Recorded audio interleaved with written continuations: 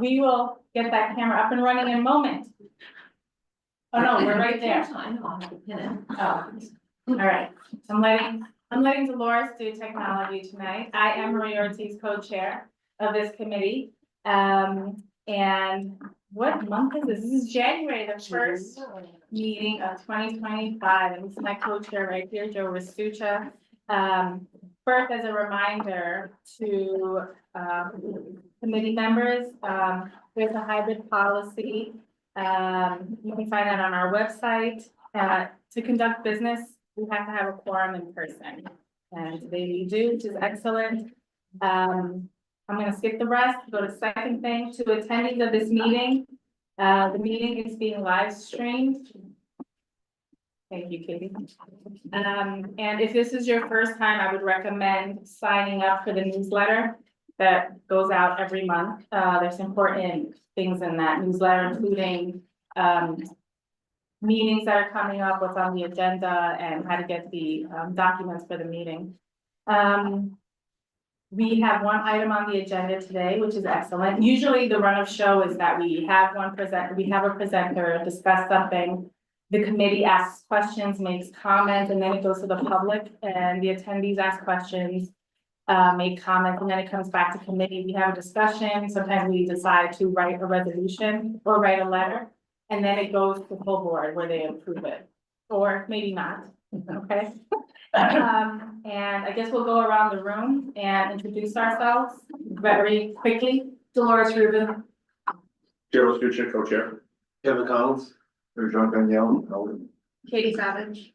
No, Marios. Paul Ames. Lisa David. Roberta Barnett. Ian Buckley. And do we have anyone? Online. Betty McIntosh, committee member. Hector Vasquez, committee member. Travis. Travis Rogers, public member. Got it. All right, very good, thank you. And then we have a few folks attending public tonight around the room. Start. Matt Sullivan, CSGC. Sydney Gerard. Lois Arnold. Yes, thank you for coming. So we have one item on the agenda for tonight. However, I just want to note, we're going to do a short report about the committee board chair, Jessica, asked me to speak about the Chelsea Night meeting that's coming up this week. And we'll do that after we do our item on 35th Street. So, intro for 35th Street. This is our third time we are engaging with this proposal. Everyone should note that we have a draft letter that was sent out before the holiday. Everyone saw that in the Dropbox, correct? Yep. And that's our basis for discussion. And the developer is coming to report to us all the items that were still not settled as of our last meeting. So I turn that over to Al. You'll be doing the presentation. Al Shine, the attorney. Good evening, everyone. I sent Nellie earlier today some letters and documents, and I don't know if you have that available on your projector. Nellie, do you have the documentation that was sent earlier today? And then you can put that on the screen. Sure. Give me one moment. Sure, no problem. Which document first, Al? So let's start with the finish schedule. So this is the apartment finishes that we asked for specifically. What were the various things like, cabinets, refrigerators, tile, stuff like that. Remember the applicant that had not understood the questionnaire and filled it out with values as opposed to items. Right. The camera keeps moving, so I'm just gonna. It's in between the two. Yeah, W level, right? You got it. And then, whilst we're doing that, what is the next document to be queued up so she can be ready for that? So the next one is you could do the letter of intent to purchase development rights, which we have. Okay.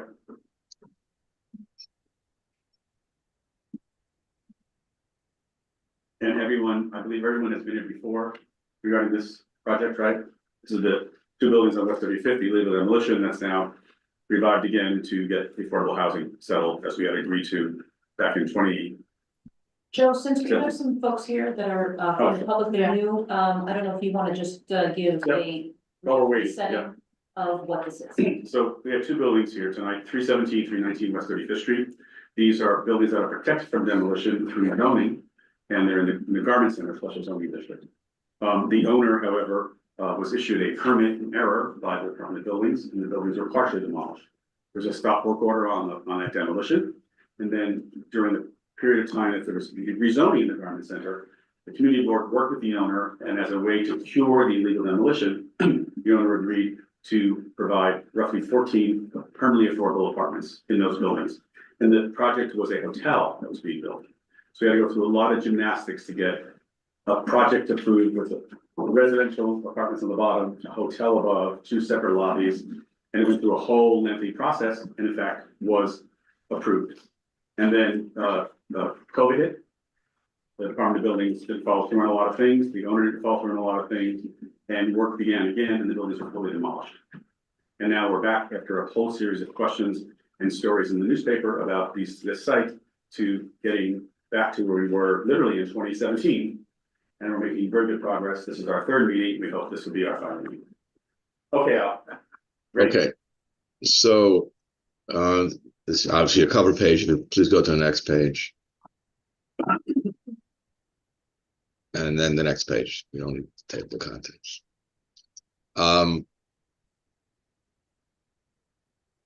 Okay, so this is a representation of what. It's bigger, Nelly, much bigger. Yeah, Nelly, can you make it a little bit larger because we can't read anything at all? Maybe you just make the boxes a little small. Yeah.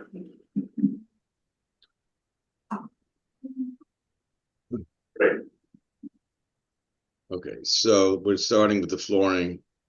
This is engineered wood floor in an oak finish, which is a very common materials also used in market rate apartments as well. So that will be the wood flooring. So this is basically like it's not actual wood, it's a composite, right? It's a composite. Yeah, okay. I'm just trying to, as we go throughout, trying to make it clearer for members of the committee who may not do construction, that's all. Right. It's actually more durable than actual wood, so. Okay, next. Next slide, please.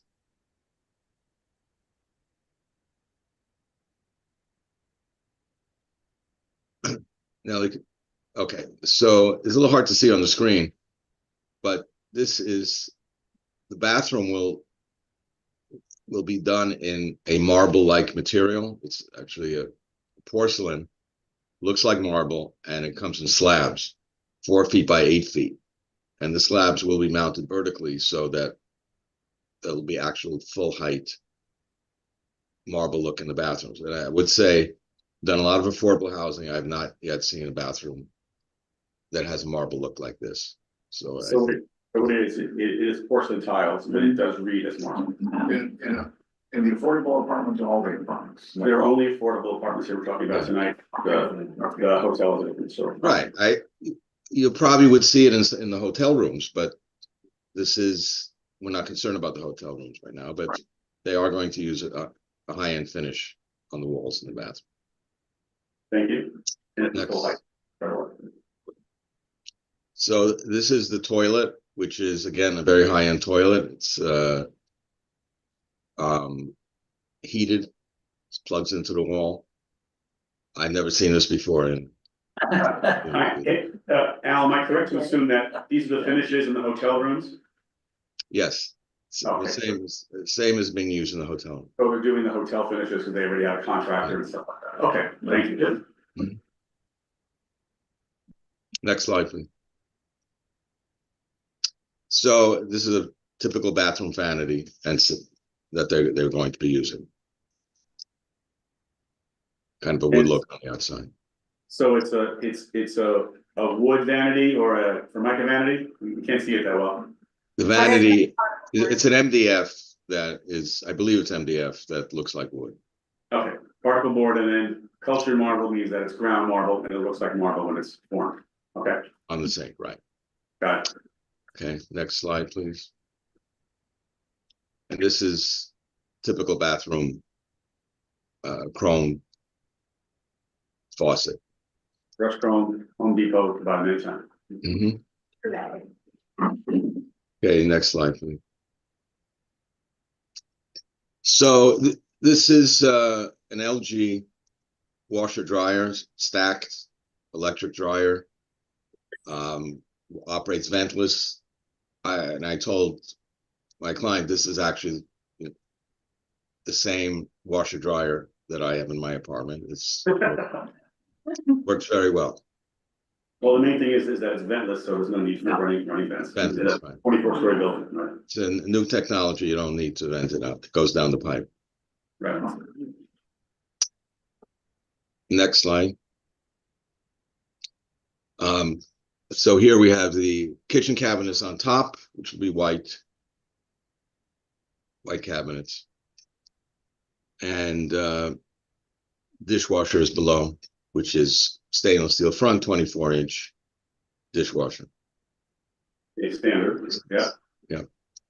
But these are all stainless fronts. Next slide, please.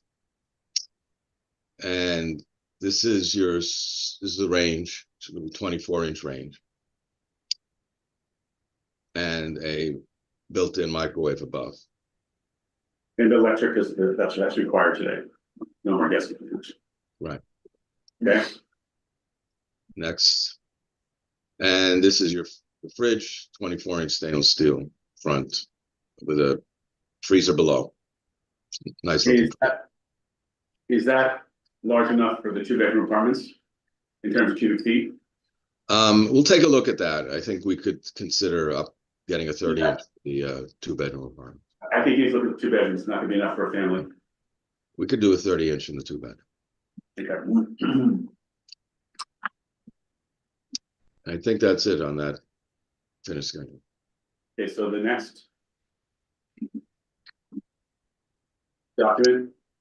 Is that I do wanted to show you I have a letter of intent to Yes. purchase development rights. Bring up the LOI, Nellie.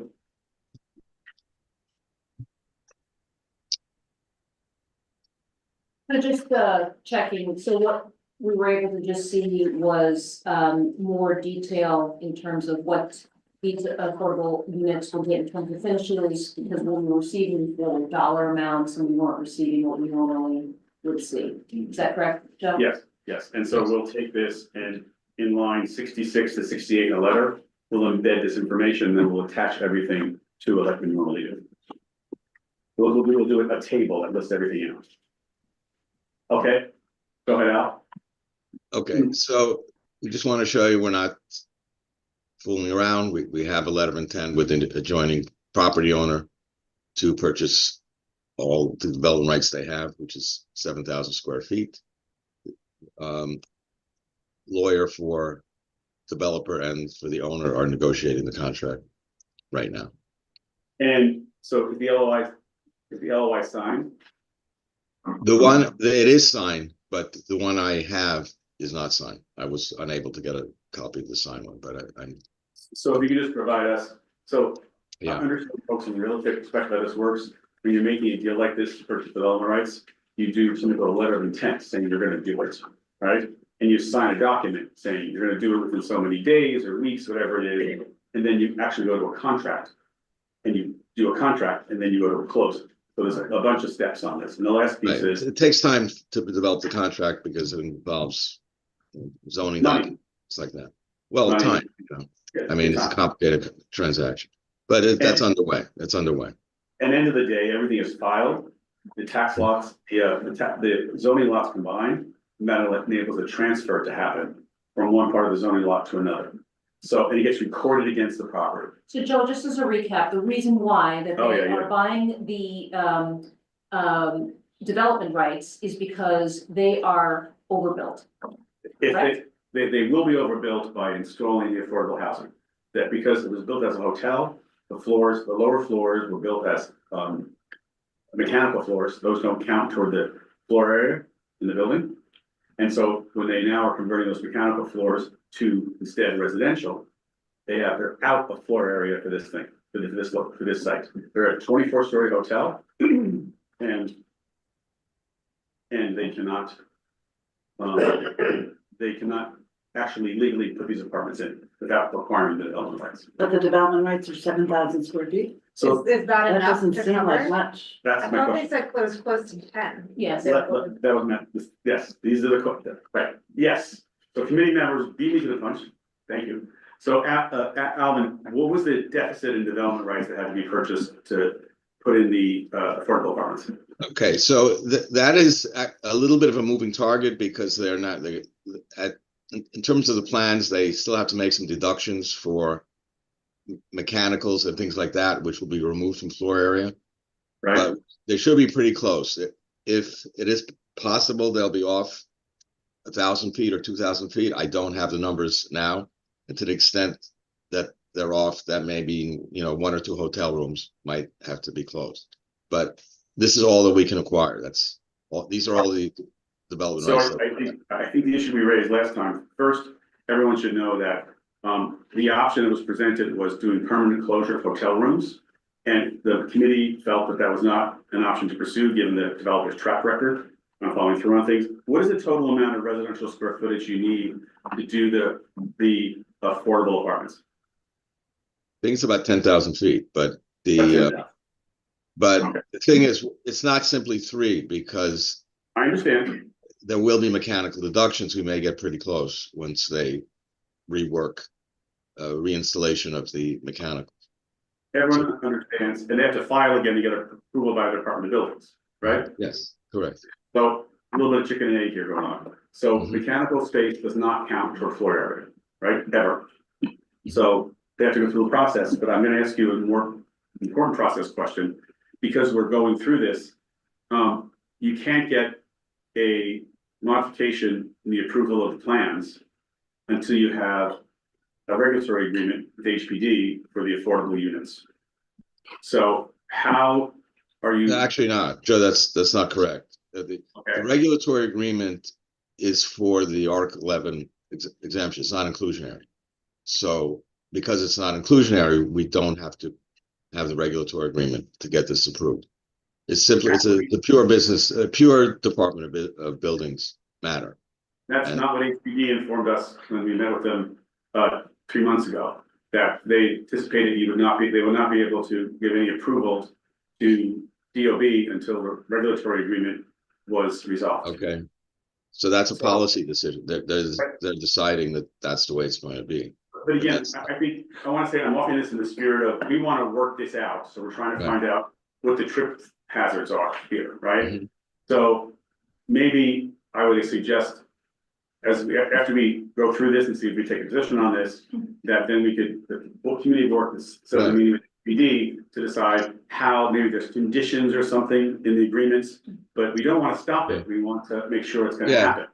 So if I could say this is news to me that HPD is saying that we can't get the plans approved because it's going to be a months-long process to get the Article 11 agreement signed because it has to go to the city council and for approval. Correct. To get on the calendar. So that could be months down the road before that agreement is actually signed, and we want to get started. That's for your tax exemption to go into place. It doesn't mean that they also cannot agree to sign the Article 11 agreement under certain stipulations or. Yeah, that would be great, right?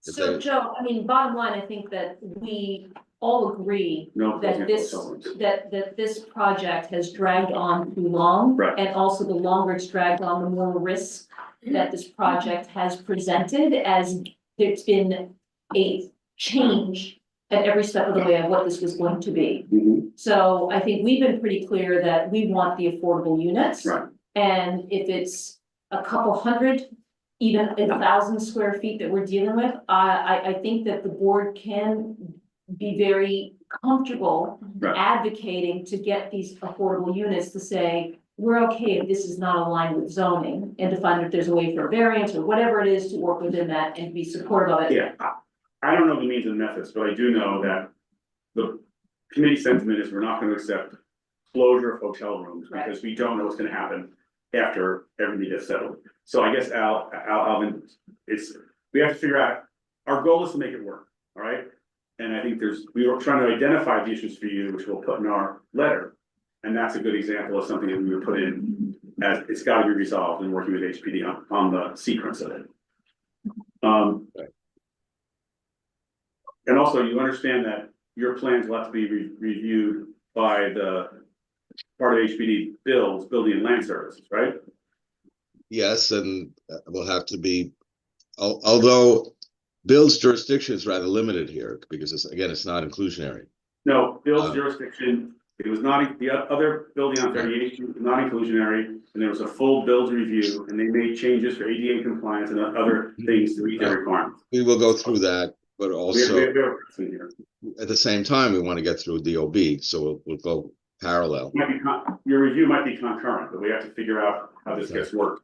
Because you understand, it was a direct communication to the committee board where DOB made it clear they were not going to proceed on this until HPD signed off on the affordable housing. And that's not saying how it signed off, but it was clear that they were not going to proceed. Right, so we're going to ask HPD to direct or send a letter to DOB that plan approval is permissible. We're getting, moving along with HPD, but as I said, it can't mean signing a regulatory agreement because that's just too far down the road. Okay, again, these are all items that we'll put in our letter to talk about how they can be settled. Right. Okay, our next item is I'm assuming that department distribution has not changed, correct? Nothing's changed from the last presentation. And the amenities, just to go through this again, that every unit will have a washer and dryer. There's Yes. bike storage on the ground floor. The bike storage will hold eight bikes and no charge to tenants. And there'll be a package room. Yeah, no charge to the tenant. And there's a package room on the first floor also, right? I believe so. It's not on my list here, but No, that's what you had offered at our last meeting. okay. If it's there, nothing's changed. Right, it didn't show on drawings, but the owner and you offered it, so we're Okay. trying to even on. So put that The in next there. item is that after the residential layout's confirmed, that you're gonna commission an acoustic report for the residential areas to make sure that there is no problem with equipment and sound and vibration. Correct? Yes, Okay. And the updated plans show a refuse room in every floor, right? With 2 trash chutes, one for regular garbage, one for recycling, correct? yes. Now, the only outstanding question we had on that was specifically, how do you deal with bulk items? Because it's a hotel, it's not a regular residential building. Can you give us an answer on that? I don't have an answer on that right now. Well, the bigger question is, will the residential trash be collected by sanitation, or will the hotel take care of that as part of their commercial trash for the hotel? That would probably be an easier thing to. No, but specifically, we didn't even know how to, if you have to get rid of a Yeah. couch, how do you get the couch out of place? In a regular residential building, you talk to the super Yeah, and they put it in the cellar or something. In this case, it's not the case. So if you can try to give us an answer on that one, that'd be helpful. Speaking of getting a couch out of the building, the biggest question was the elevator. We're not there yet. Okay. I'm trying to knock off the small ones. Wait a minute. Hector has his hand up. Yes, Hector, go ahead. Yeah, basically, I think somebody already asked a similar question, but is there going to be a freight elevator available for the building or just regular elevators? There are 3 elevators in the building, one of which is, all 3 are used for Okay, all purpose. There's not a dedicated freight elevator. okay, so it won't be a problem for attendants moving in and out, No. and they'll be able to use the regular elevators Won't be an without any issue. hindrance? Gotcha. All right, thank you. So then we ask you, how will the residential floors be cleaned and maintained? And how the residential floors be managed, especially the management of maintenance requests? Well, there's a super in the building. There's a building staff. The fact that they're servicing both hotel and residential should not make any difference, but there is a service staff in the building. I think you need to affirmatively state that so you understand it, okay, because if I'm in one of those 10 units and there's a hotel upstairs, I'm pretty sure the hotel's gonna get preference over the 10 units. So as long as you do affirmatively state this, it'd be helpful. And then how about the management of maintenance requests? How are those gonna be? I didn't hear the question. The management of maintenance requests. So we haven't worked out the specific details on that, but we're assuming that the same manager for the hotel will take care of the residential as well. It would be extremely helpful on these open items that we, as we're gonna act tonight as a committee, it's going to our February board. We'll get you a Always letter. Get buttoned up in a commitment letter, so there's no ambiguity. The next item we asked about is how's that ground floor package room gonna be managed, and how's the residential storage gonna be managed and accessed? So you did see our draft letter, right? I just got it, we got it like today, so we didn't really have a chance to go through it. It's gonna be for the Christmas holiday, you should have asked for that to be sent out. We'll go through it. Yeah, and then we have the issue that we talked about extensively the last time, the fire stairs and how the security be managed on those. Could you respond to us on that? So there will be cameras in the fire stairs. There will be monitor in the hotel area. There is always a desk staff there, and there will be cameras in for the stairs and for the hallways as well. So there will be monitoring of all the public spaces through video camera. Yeah, right. Go ahead, JD. There was one thing not clear to me. Milwaukee. On the stairs, if somebody is going up the stairs, a resident or a hotel person going up the stairs, what prevents them from going into the residential floors? Well, for fire purposes, you can't lock the doors. You have to be able to get out. But we discussed this, and it would provide that there would be a signal sent to the desk that the door has been accessed, so whoever's in attendance can see who is entering through that door. So it can't be. I'm not saying about getting out. We're talking about getting in. It's a fire stair. I'm going down the stair. There's a fire on the 14th floor, or I'm staying on the 8th floor. Right. You have to provide security to the residential floors. That does not allow hotel guests into the public halls of the residential floors. Well, as I said, there would be like a silent alarm on the doors, so that if those doors coming into the residential floors are open, and there's cameras on the doors, it would be apparent as to whoever is accessing the floor. My question also, if you're a resident and you want to walk up the stairs, but the elevator's out, how do you access your floor if the door is locked? It's not locked. You can't lock the door. So you have a security problem. Yeah. You haven't solved this. I have a. But it's not different, with all due respect, it's not different than any other building where you have. Oh, yes, it is. It's a hotel and it's a residential building. That's different. Right, but it's not a low-end hotel. It's a high-end hotel. Oh, my God. High-end.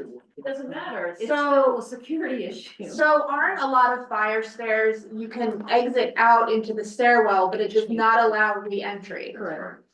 And then could it be potentially that the residents have some sort of key fob that allows them entry only to the residential floors?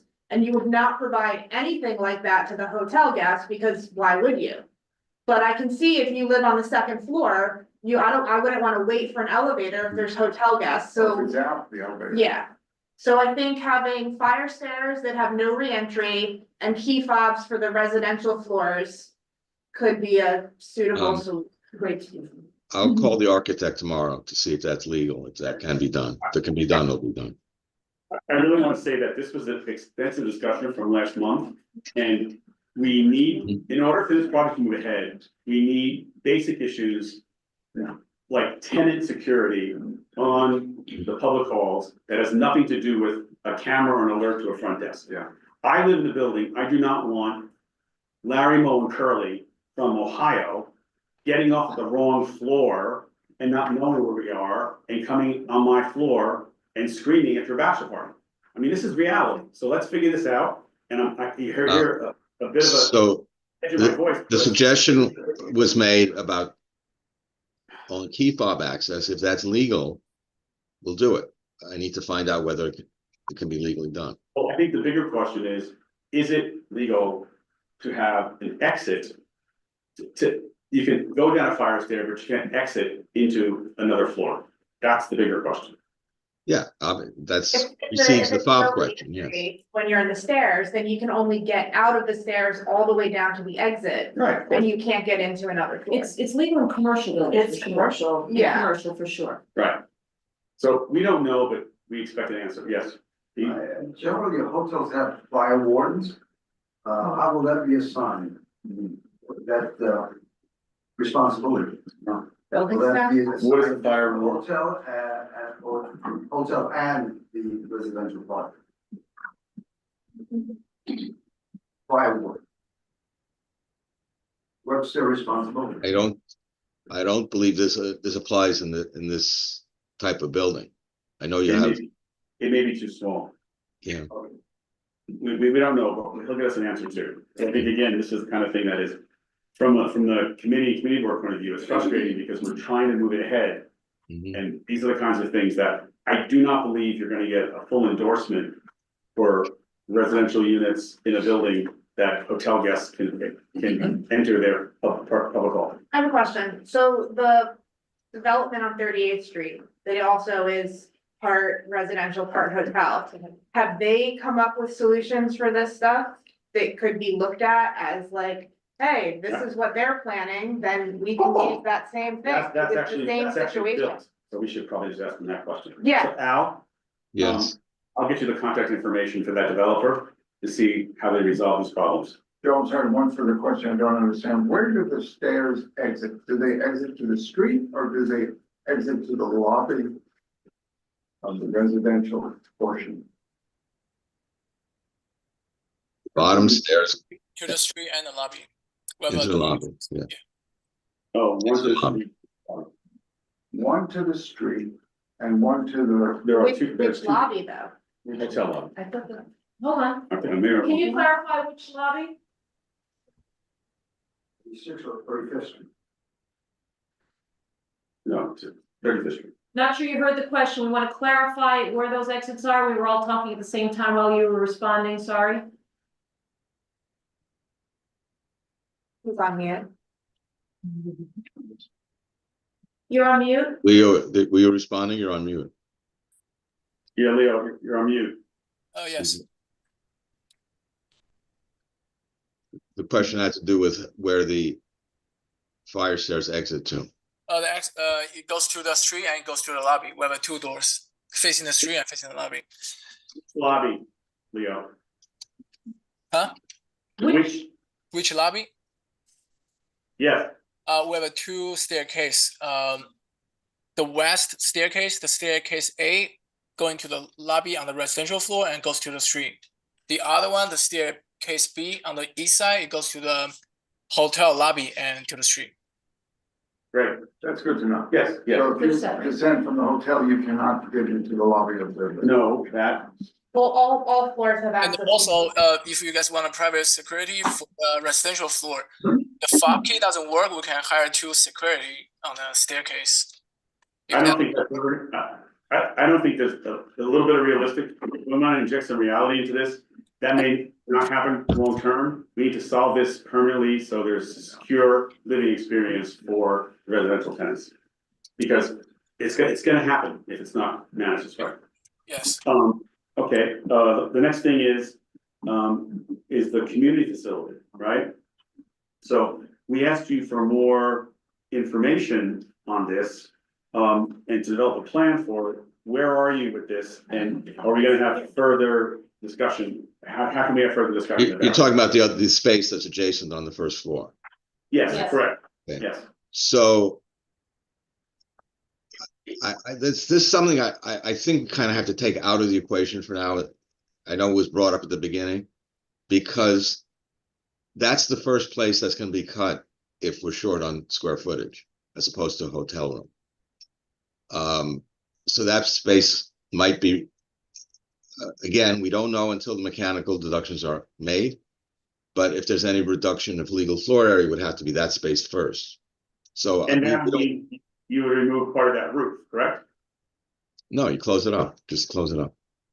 Again, I got to tell you, the option of closing it off is not gonna be supported by this community board, because that closing it off can be opened again at a later date. If you have to do that, that makes perfect sense, we understand that, but then it's gotta be here, okay? But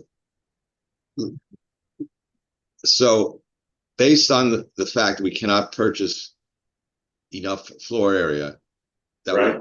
that we're sure will take care of everything.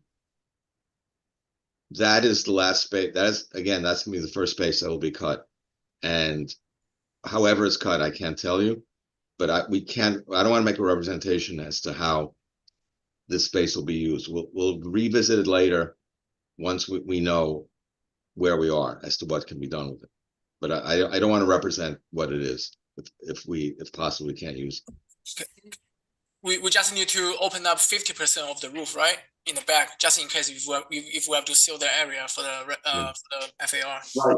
Yeah. Leo, do you have mechanicals on top of that first story roof? I do. That's why I asked if we can only do 50% of the roof opening. Right. I think what this is that this community board is engaged in trying to figure this out. And you have a lot of open items. So I think it's good to hear what you have open. We're gonna put this in our letter, and then we're gonna talk about how we manage it.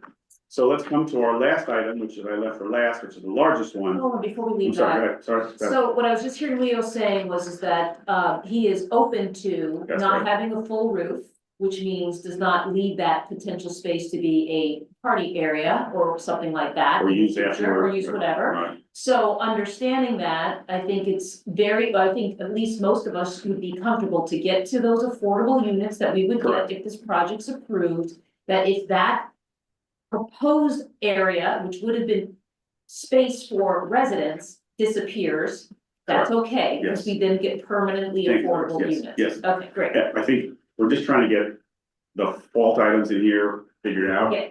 So we can get to Yeah. a conclusion. So let's go to the largest discussion, which is the elevator. Do you have any documents on that? Yes, there were 3 letters there, and just so there's no surprise, the conclusion is they cannot install a 4th elevator. It's just structurally impossible. The consulting engineer wrote a letter to that effect. You may want to bring that up. It doesn't matter which order we look at the letters in, but there are 3 different letters on a similar subject. The other letter has to do with the need to maintain 1 elevator for stretchers. And I think we all understood that.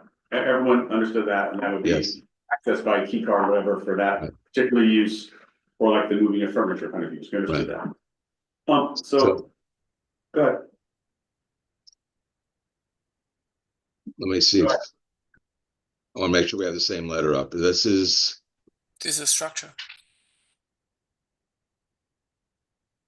right. This is S&Q elevator. Yeah, no foundation support for elevator shaft. Yeah, So this right. is the letter saying that they cannot put in a 4th elevator. Okay. Well, that's from the structural engineers. Mhm. There's more letters from other professionals. There's two other elevator levers. One has to do with card access and lockout. Mhm. And the other one has to do with the need to have a stretcher elevator. I think the third item on the stretcher elevator, we all understand. Yes. Well, I know So Go ahead. there is one of the letters says that they will perform and develop adding floor lock and provision for card reader in the elevator car operating for floors 2, 3, 4, and 5. And for all elevators and for elevator 3. The floor lock and card reader would only allow passengers with key or fob or key fob to access their authorized landing floor. So they will somebody stepping into that elevator cannot go up to a residential floor because their key fob will not work.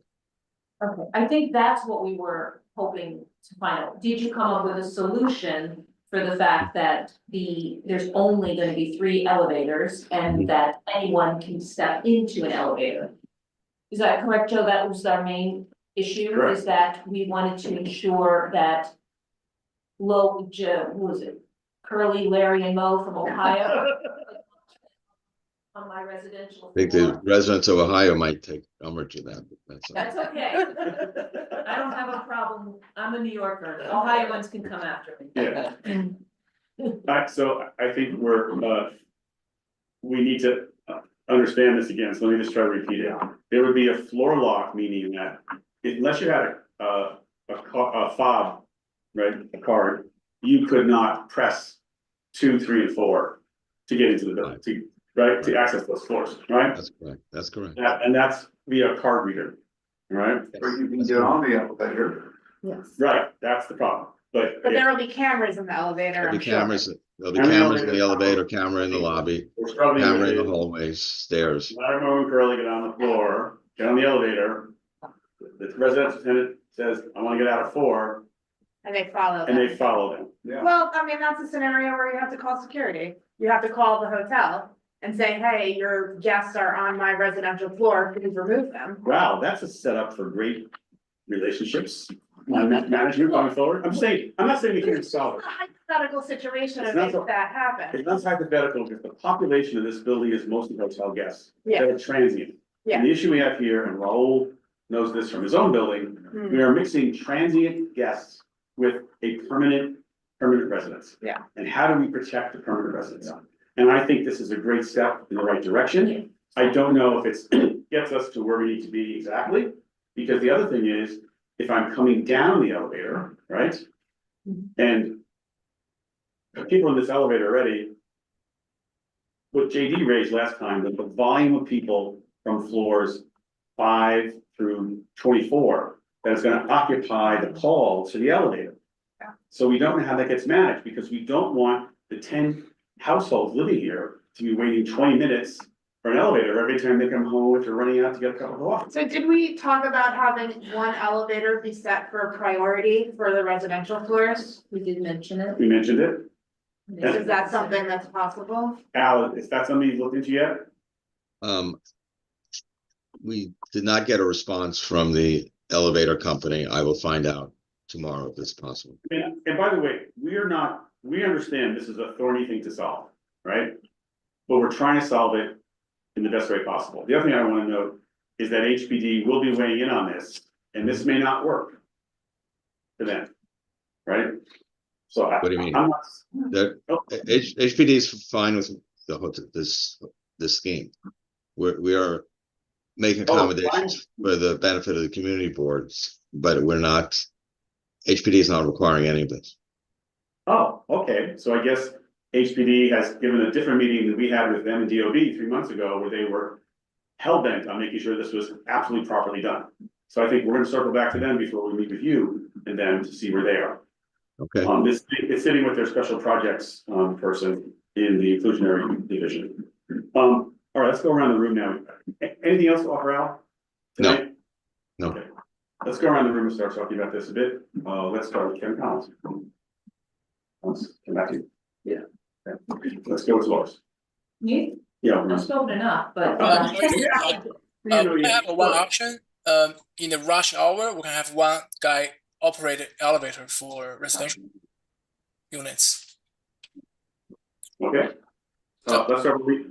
Thank you, Leo. Let's start with Leo. Leo. Thoughts? Does that work with you guys?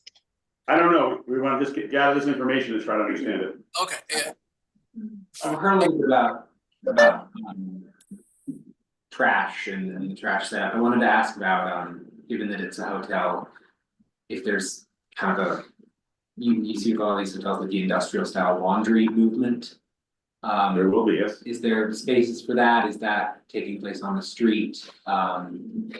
Where is that happening? The kind of the laundry movement, I don't know how to better describe Yeah, that. so, Liam is asking, how is the hotel laundry being handled in a hotel of this size?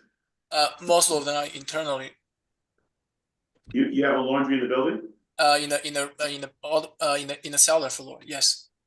You have a laundry in the cellar, because most of the hotels of this size, district, they are brought out in big, rolling carts. And then there's a truck and there's a traffic blocking the whole thing. So you have a laundry at this location. Right. Okay, thank you. Anything else, Tom? Roberto? I mean, I don't think I have any questions. I guess the proposal that Leo described was to have an elevator during peak usage times be exclusively for the residential floors, or Yes, of offer a course. priority, or have a person in the elevator operating it? Leo, It's That a was- person in the elevator with a key. Open, yeah, To make sure that people don't get off at their own floor. yes. Okay, that's what, okay, that's helpful. Is it only managing traffic or is it actually Only from, prioritizing the 2, 3 floor? only from the first to the fifth floor. During the big. What he's saying is that when you have, the elevators have key access for staff. So if you have a staff member in the elevator, they can decide which floors that elevator will go to while he's in the elevator. So I think we're talking about 2 different issues here. So there's a way to program the elevator so that they keep up with the or No, I- full access to the floor. The separate question, which is a concern from this committee, is residents having a dedicated elevator, 1 out of the 3 that will prioritize their access to the lower level floors, is that right? Yes. And I don't know how sophisticated the system we're working with here. Isn't there a way to program the elevator so that if someone hits a button, maybe, I don't know how the thing is operated, but like from the lobby, they can hit a floor. You know, there's like an external floor selector sometimes in certain buildings. Yeah. I you said, wanna talk- Yeah. tomorrow we will speak with the elevator company to see if that elevator can be programmed that way. I don't have an answer. Right. There's that technology's in place. The question is whether they can use it. And it's also whether this elevator has been installed already. Yeah. So whatever's being done is a retrofit. Yeah. So we have to figure out, these are all kind of systems that, yes, that can happen when you do it up front. And sometimes you can retrofit it, other times you can't, so we have to find this out. I'm guessing this is not one of the. We don't know, Retrofittable. we don't know, we don't know. With apologies that since I yielded on my time, one question that's related to that, may I? Sure. Yes, sir, okay.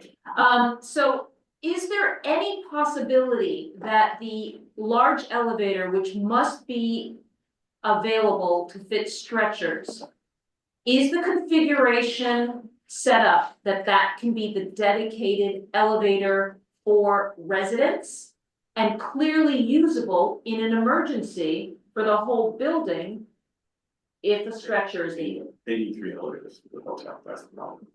No, I understand that, but I'm asking a question. Sure. Any thoughts there? Well, the way the lobby is configured, we have to work with the space we have. And the elevator that was designated works, so we have a separate residential lobby, separate. Where's the elevator? Are they all on the, They're all which lobby? Which lobby? They're adding a second door into the elevator that goes to the residential lobby. They all open onto the hotel lobby today, because it was only a hotel until this issue has now come to resolution. So they added a door on the other They're side. changing the cab of the elevator to have a Cab's door. being rebuilt, right? So you're saying then the stretcher elevator does not have the ability to open on the residential side where it's put in the building? You'd have to go down the hallway to get to the other side, to do it. It's feasible, but it's not in normal operation. That's not what we use. Okay. Doesn't the ADA elevator, wouldn't that have to be accessible to both the They're residential? all ADA accessible, one has to be, the stretcher is just larger, But does the structure one have to be accessible to the residential side? yes. But It would be on the hallways. You have to go around through. There's kind of a closed off. Oh, like a hallway. back of house? Yeah, Okay. Lisa, David, you're definitely up. So I'm having trouble seeing the where the Plans? elevators work. So can the residents use all 3? No. They only get to one. There is a residential, there's an elevator that opens on the residential floors. It goes from 1 to 5. Right. That elevator continues up to 24, right? Okay. The stretcher elevator is further back in a corridor that's kind of closed off, that can be used when you have large things or having a stretcher, right? The other elevator does not open onto the residential floors. Okay. Is that accurate, Al? Yes, that's it. I looked at these plans like a lot to try to figure this out. Yes, next question? So they're basically using, the residents are using an elevator. Yes. Yeah, as you would in a small building like this. Yes, yes. But it's ADA, without question. Paul? Yeah, along the lines of trying to defend against Mulberry and Curly, in the experience of other buildings like this, with a mixture of residential and hotels. There's like- no building, there are no mixed buildings. I thought there was In a a 30 building like that Raoul lives in, Yeah. that was a Oh. former SRO converted to a hotel, Got it, that became everyone sharing everything. right. You cannot build a new building and share residential and commercial. We're doing the impossible again. My question was, the biggest number of apartments on any one floor, was it four? Right, yeah. Four. The people, I'm just guessing here, I imagine that those four apartments all know who lives on that floor. Yeah. So maybe that's a little helpful idea that might solve a little bit of the security problem if I lived on a floor. I'm the single woman or the older person alone, and someone's on the elevator and follows me off the elevator. Fine. That's called a reality. The same way that everyone follows Amazon guys, or some guys who say they're Amazon on our intercom, and then kids are smoking dope in the first floor. I know, but I'm just But you don't have, hoping that's gonna you don't solve. have 100 and something transient hotel rooms I- that be changing every single week. Right, get it. That's the distinct difference here. Got it, thanks. Roll. In our building, Alvin, we have, it's 24 floors, about 950 hotel rooms, or used to be 950 hotel rooms, 6 elevators. And there was no way not to mix the tenants with the hotel residents. There were four different stairwells. Right. And there was all kinds of things that hotel transient guests would walk around the residential, and the residents would also walk around the hotel floors. So security, the issue of security is a two-way street, not just for the protection of the resident, but also for the hotel guests. So it's something that you really need to give a lot of attention to. And I don't think you guys have thought this out completely. And especially in the case of Raoul's building, that was a conversion partial thing, and everyone had a struggle with it. In this case, this is new construction, and in fact, it was designed originally to have a separate elevator. So that's why we're jumping through hoops here to figure out what to do. Yes. I'm good. Rachel.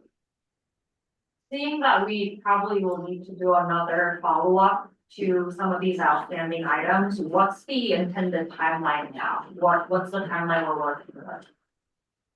We are going to endeavor to answer all of the questions that you raised tomorrow.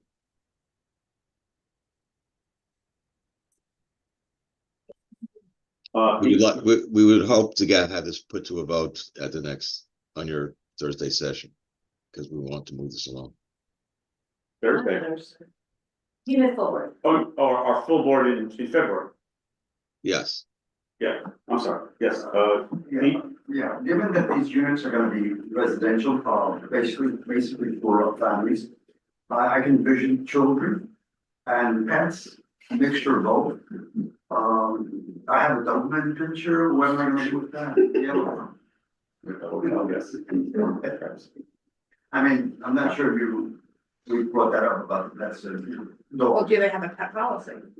I think we should offer what we should recommend. It's a building with larger apartments. It's gonna be passive. I think we recommend that.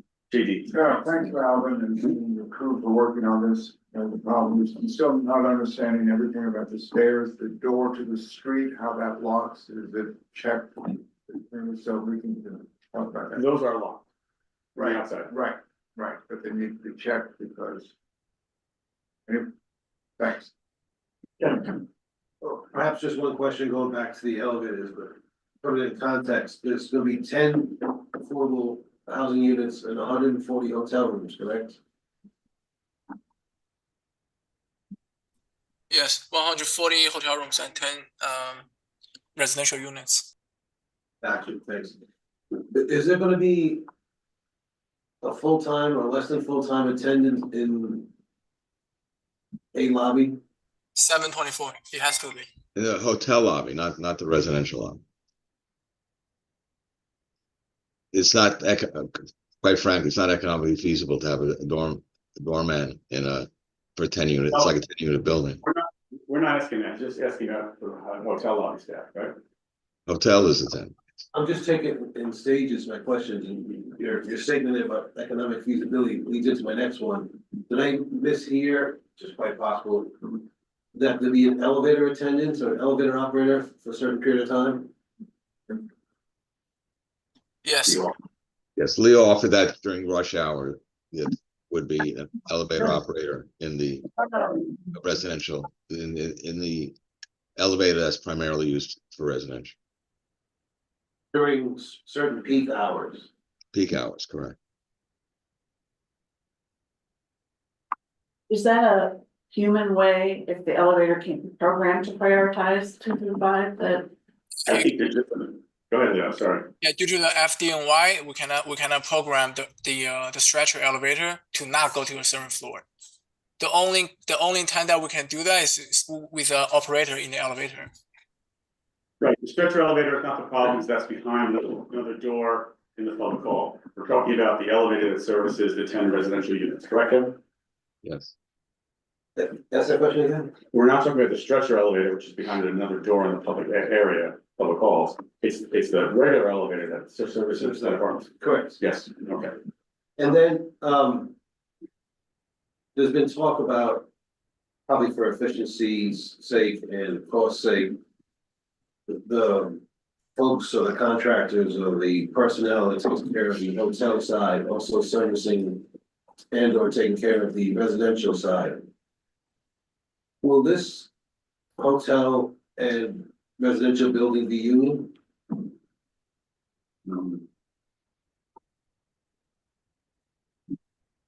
Now, I can't answer that. I don't know. normally we'll go to this side or not. Can I repeat your question again? Sorry. He's asking if this will be a union building. Will your staff be union? It is no, it's a non-union building. Thank you. Joe, I have one more question, I'm sorry. Yeah, I think Kevin's still going, sorry, Kevin. Oh, sorry. I see the times, Jay. Maybe it's been covered. How do the residents get into the building? How do they buzz somebody in? What kind of system is it? Is it one of those butterfly systems? They can. Is there a video intercom at this front door? Yes. Yes. For the residents, thank you. Mailboxes? They have to move up, this is. Where? Well, they mentioned there'll be a mail room, there'll be a. No, that's a packaging, they have to be made mailbox.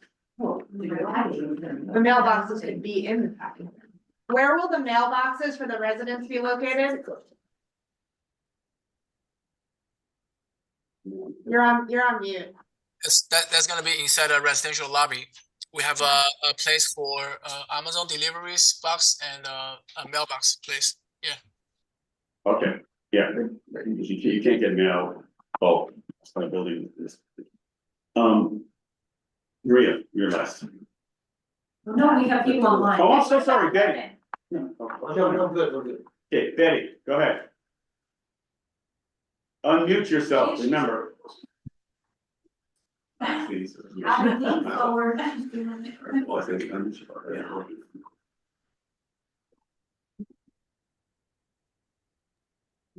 There you go, Becky. Sorry, just a little slow. I just know that we're all inundated with Amazon boxes. And just I hope that you've made this mail area large enough for many boxes. Have you thought about that? Yes, it was on the architectural drawing that we shared last time. Well, I guess I don't remember what that looked like. Any other questions, Betty? Any other questions, Betty? No, that's it. Hector? Yeah, as far as maintenance goes or repairs, will there be dedicated maintenance teams or supers for the tenants and the hotel, separate ones, or are they gonna be combined? And if It'll be a so, share, it'll be a shared maybe- staff. okay, so if it is, where does the priority go? I mean, honestly, since you have a hotel to run, I would think that the residents, but I don't think that should be the priority. I think the tenants should be the priority first. Um, You're, That's a really good question. Yes. it's a very difficult question to answer, but the tenants, have rights, and right. the ownership is not looking to have problems. And I'm sure they will direct the staff to address tenant complaints promptly. That's the best I could say. I hope so, because I mean, hotel is there to make money and you want to keep the customers happy, but not at the cost of the tenants and their rights. So, all right, thank you. Travis? Most of my questions were asked. I just keep going back to the security questions for residents versus the transient hotel folks. And so I'm really curious as to what the process might be if a resident sees some untoward behavior from one of the hotel guests. How do they report that to the building to get that processed and taken care of effectively and quickly? And what are the safeguards for residents or from the hotel? That's just generally, I get stuck on like transient folks, bachelor parties, groups of guys coming in for the weekend, have a wild weekend. And if I'm a resident there, I don't want to deal with vomit in my elevator or all types of other stuff that might come with. Joe, you made a face, but I just dealt with that. No, I said this happens. This happens. I was agreeing. Yeah, exactly. So that type of stuff is the type of stuff that I think if I'm a resident, I would be concerned about, no matter how high end it is, Alvin. Like I get it. Yeah. You're asking very, very valid questions, and certainly that should not be happening. And some of this will have to be worked out in practice, until they're in the building, they're operating. I can't tell you precisely the procedure, how it's going to work, but there will be an attendant in the hotel lobby who will be alerted to either the tenants alert the person in the lobby or he sees something on the camera. He'll notify other hotel staff to go to that floor to attend to the problem. That's the way it should happen. And we have a security 24/7. Yeah. Well, I think it's clear that there are benefits. Excuse me. Mm-hmm. Now I can go. I don't have any questions, but I had already written down elevators and stairs, and everybody already mentioned it and asked about it, so. So you didn't have anything to say? No, I didn't. So, I'm trying to get at it. I'd like to do a recap, but I also want to sort of manage the elephant in the room discussion. So first, we noted, we got the finishes listed, they're gonna put those in our letter. And getting a 30-inch refrigerator for the 2 bedrooms. Wait a minute. We also have some guests in the room, maybe. Oh, I'm sorry. I don't know if anybody's interested in asking a question. I know it's not the meeting they thought you walked into, but it's certainly. Any questions from the public? No. Anybody here from Ohio? Anyone online? If you had a question online, raise your hand.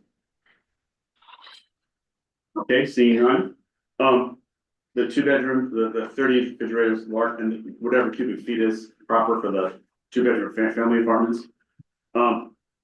They showed us the 7,000 square foot LOI to purchase the development rights. That's 2,000 square foot short. I think I can thoughtfully say that this board is not going to support temporary closure of hotel rooms. Future, we don't do that, so it's got to be figured out. We noted that there would have to be a review of the plans by the Building Department and HPD to make sure everything complies with their standards and ADA. We're going to get them information about West 38th Street contacts. They could talk to that owner about how they manage the security and such.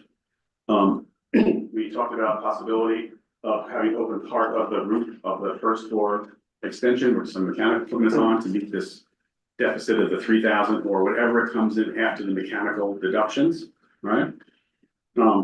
they have made it clear that they would not be able to put a fourth elevator in. I'm gonna come back to that too, that, they proposed doing a floor lock and a card reader, so it's possibly some sort of priority response for the floors 1 through 5. But we don't know about the equipment yet, how that's what's possible or not in terms of retrofit.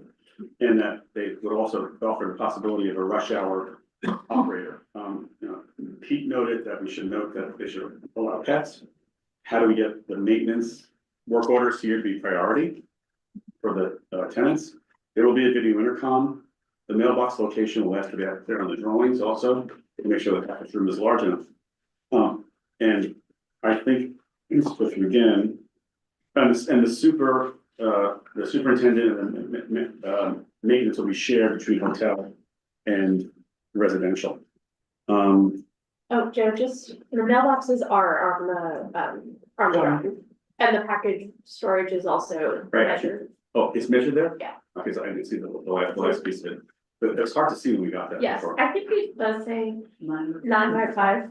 Yeah. Okay, and then they also noted there'd be cameras in the public hallways, in the stairwell, and cameras going to the front desk. Right, so the items that are truly, there are 3 items that are really open here. That's getting enough square feet to build this residential building. And corollary to that is the timing, how it works between HPD and DOB. We've offered to help broker that and help make it work. The next item is the fire stairs and the security on the fire stairs in general, and we're not, can I say confidently, we're not satisfied with the solution yet, right? We have to figure out how to make that work. Yeah, I think it's simple that it's security overall. Right, Security is the fire stairs, it's the And, yeah. stairwell, it's It's all a wrapped top together. level building. Yeah, right, And yeah. honestly, I think that the reality is this was built as a hotel. And the apartments are an afterthought. And so I think you really need to understand what living in an apartment building is like. And then also look at around the city for other examples where either there were conversions into partial hotel, like the Hudson Hotel, et cetera, to understand how maybe you can mitigate. But I'd like to make a motion of that. No, not quite done yet. What, you just said security? Yeah. I just read it all. There's one more thing. No, there is one more important thing here. As we wrestle with this, and we're trying to work with this owner, let's not forget that we had a set of approved plans with a separate entrance and a separate fire stair and a separate elevator. And the owner chose to ignore those plans, which they had agreed to, and proceeded in an illegal way to continue construction. And that has been found out, and that's why we're back here today.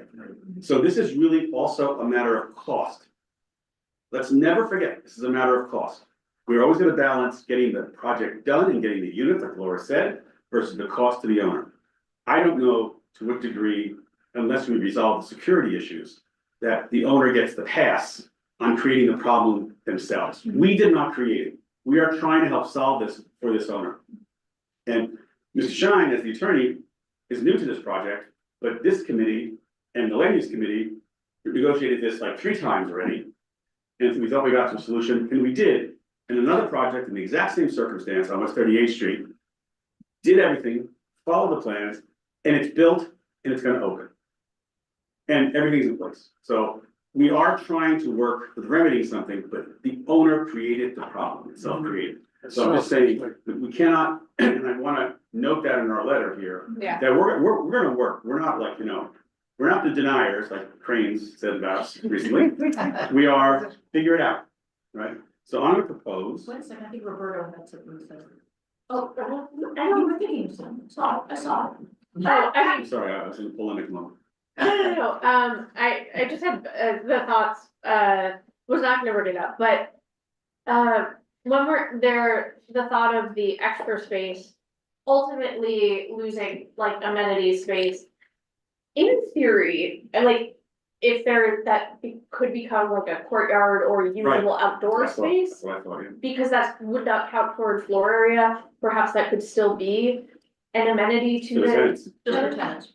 Or I mean, well, that's whatever, I mean, it could be for. Well, it's actually access in the residential lobby. that's- Yeah, so, yeah, I don't know if that would be a consideration because. Obviously wouldn't count for floor area, but it just would. I think I would be sort of.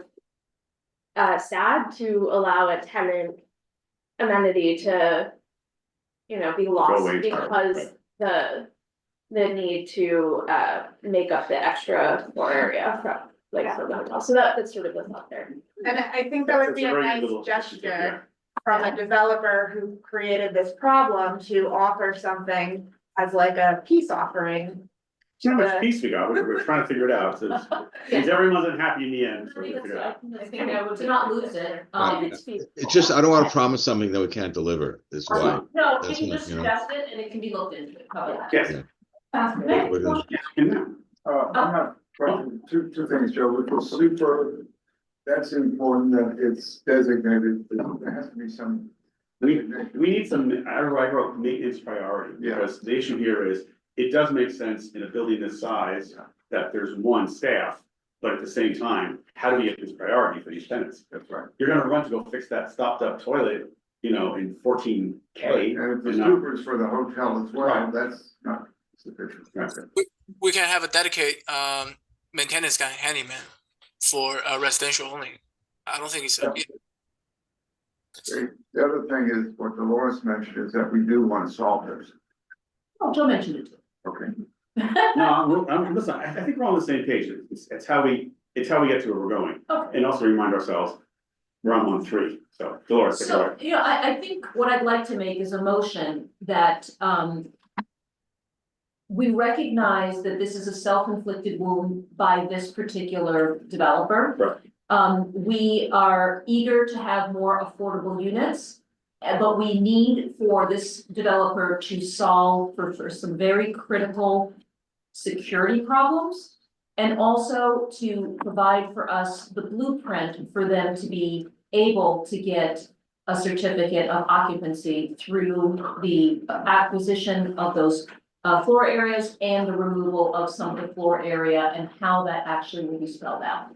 And then we give those specifics that you just mentioned, of all the things that we need for them to check, but most importantly, we're highlighting this letter, our security as well as maintenance concerns for the residential units. Correct. Thank you.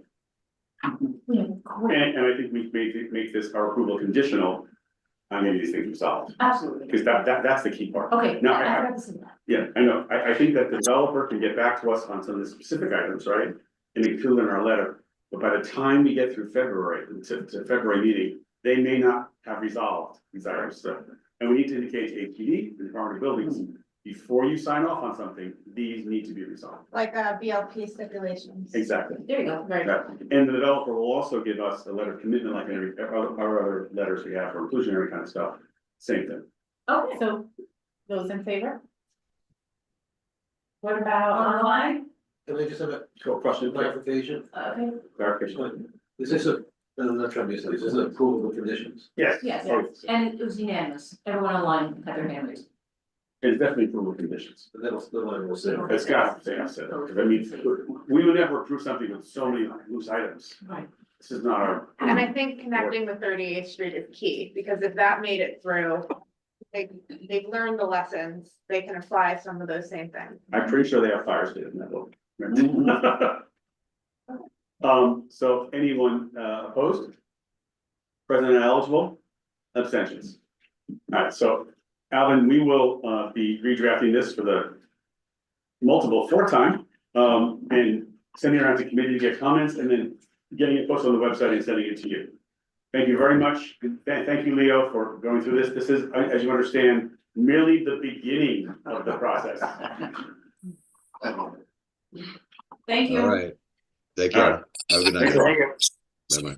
Before we go, so you answer all these questions through the email, and you guys can have another meeting on February to settle the letter. That's How it works is the committee makes a recommendation. The letter is posted online. We'll send it to Alvin Shine, your attorney also. And then the first week in February, the first Wednesday, that is our full community board meeting, and we will vote on this and adopt it. So we need answers to all these questions well before that meeting, please. By the end of the month, at minimum, or earlier. For example. I want to I'm say okay then. by the third week of January, please. Yeah. Thank you. Thank you so much, guys. That kind of like a help letter to HPD or DOB that we can at least to file our revised plan. Because I have to change my architectural plan, structural, mechanical, electric, and everything. That's gonna take forever, and we're facing a foreclosure situation. Because Right, that's so Leo, how we work is that we'll send this letter, not to you, we're gonna send this to HPD. And then we're gonna also schedule a meeting with HPD to talk about how this proceeds ahead on the items you identified today. And Alvin, it'd be very helpful if you just respond to the board, noting that these are the various items that need to be handled and managed to move it quickly, okay? He left. Okay, Leo, I'll follow up with Alvin tomorrow, okay? all right. Thank you. All right. Okay, All right. Thank you, guys, thank you very much. and Happy New Year. Happy New Year. Okay, so we have one just short report, and that's Chelsea Nycha. And Jessica Chase, our chair, asked me just to report that the community, the board has a meeting, the board leadership has a meeting, the two co-chairs of the housing committee and the Chelsea Land Use Committee this Thursday, right? And since the board meeting, she's gotten multiple requests from many people from either the board or the public to attend this meeting. I want to sort of help set expectations. This is what this is about. This is not it's not a big public meeting, number one. It is really presenting to our elected officials all the feedback that we have heard over and over many months about the Chelsea National proposal. And we are asking them to come back and respond. We're not even expecting to get responses from them in that meeting. So this is not like a negotiating meeting, a figure it out meeting, none of this stuff. It is sitting with our electeds alone in a room without the developers related or essence, and just asking them how they intend to help resolve the multiple issues that have been raised, both pro and con. That's our issue here. And who's gonna be there, Joe? It'll be myself, Maria, Greg Morris, and Carrie from Chelsea Land Use, and Jessica. Is that not? Yeah, it's just trying to get clear information and saying, here are the things that you're not getting responses to, that everybody wants to know. Like, the crazy thing about relocation will only on site, and it's gonna be off site, like, get us this information, come back, let's talk about this. Because there's a lot of things that have happened here. So it's nothing about making decisions or any of this stuff. It's, So this is a typical informal meeting, Yeah. which happens to ensure that that's your phone, Judy. You should pass off as well. Oh. good. That ensures that we can clear the air, there's no static, but also very importantly, and this is, I think, what people need to understand that are trying to say, well, we want to be part of the meeting, is we have to be very careful not to have quorum, which requires it to be an open meeting when you're trying to go ahead and just level set, clarify things, etc. So it's always above board to have informal, as some of the previous chairs have called it, small meetings. Or But briefing. they're just briefings. It's just about making sure everyone's on the same page. But what could potentially come out of this meeting? I think more it's the board just evidencing to the elected officials. You know, here are the 12 questions I haven't got answers to. You gotta settle this one way or the other. Please come back to us. How do you propose to settle it? I mean, there's so many unanswered questions on this. We don't expect they're gonna give us all the answers, but I would appreciate if they can go get the answers. Oh. And help the community board respond to the broader community of both NYCHA tenants and broader Chelsea residents.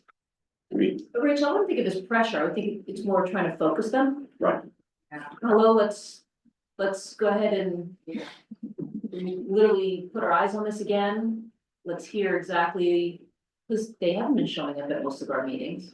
So. And there has been sentiment from the residents, like, oh, the electeds are making this without our input, so maybe at least we can refocus and remind them with the latest stuff. Yeah. Hector has a Sanders. oh, Hector, go ahead. Sorry.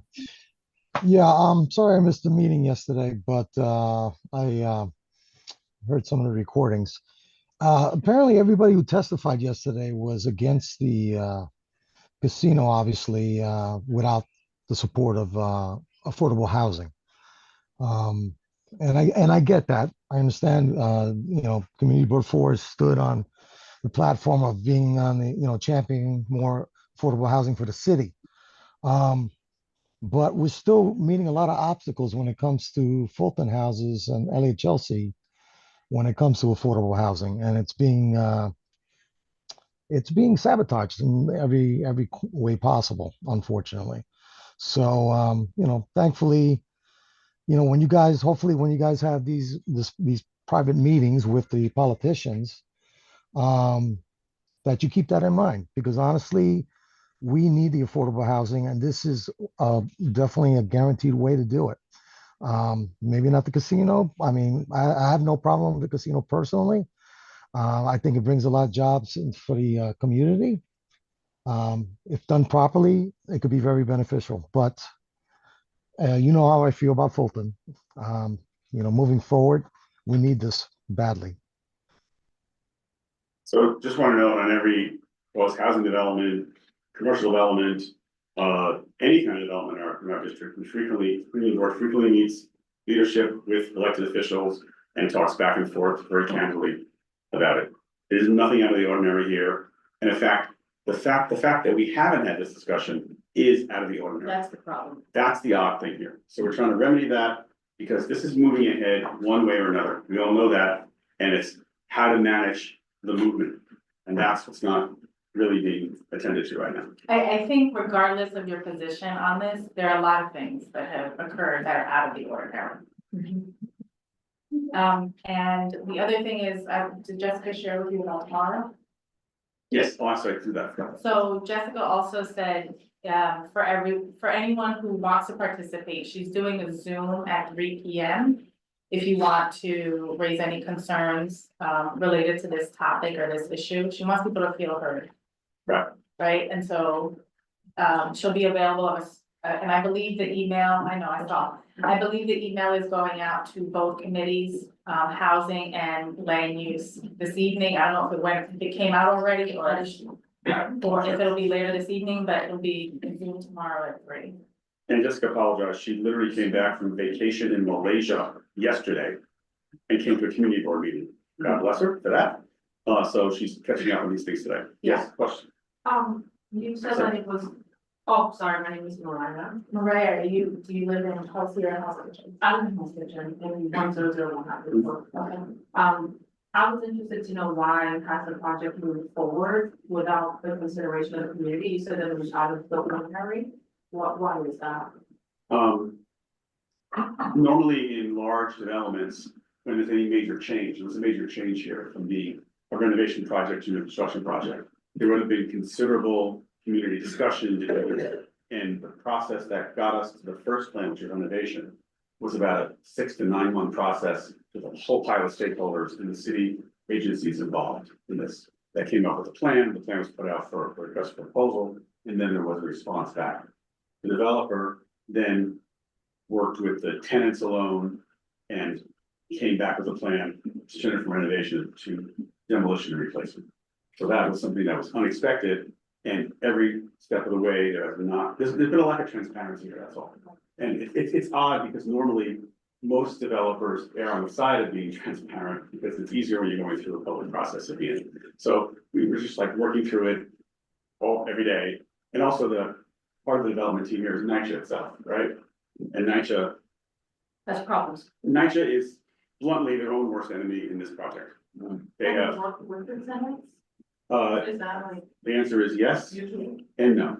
And also there's a division. There's a division of the tenants. So this is, just letting you know, we actually, since the pandemic, have recorded, all of our community board meetings. So About this. if you are interested in learning a little bit more about how this has progressed during the last 3 years, there is on YouTube a ton of. But also I would encourage, you can actually look on the CB4 website, and there's actually like a timeline. There is the first set of recommendations that were agreed to or adopted by several stakeholders, including tenants, we're checking out. Okay, so it seems like the meeting that you'll have elected officials will bring some type of remedy to the concerns that. I don't know if it's remedy so much, it's just getting information. Clarity is the word, clarity. Thank you. Like, just think of this as a long process or journey. Thursday is not the end of it. It's a long, I don't think there's an expectation that the electeds are gonna suddenly spine and make a decision. I don't. Okay, then. motion to adjourn. Is there a motion to adjourn with respect to the last comment, Roberta? A motion to adjourn. So moved, second by Second. Katie, All in favor? thank you all, happy New Year. Thank you, Nellie. Yeah, welcome.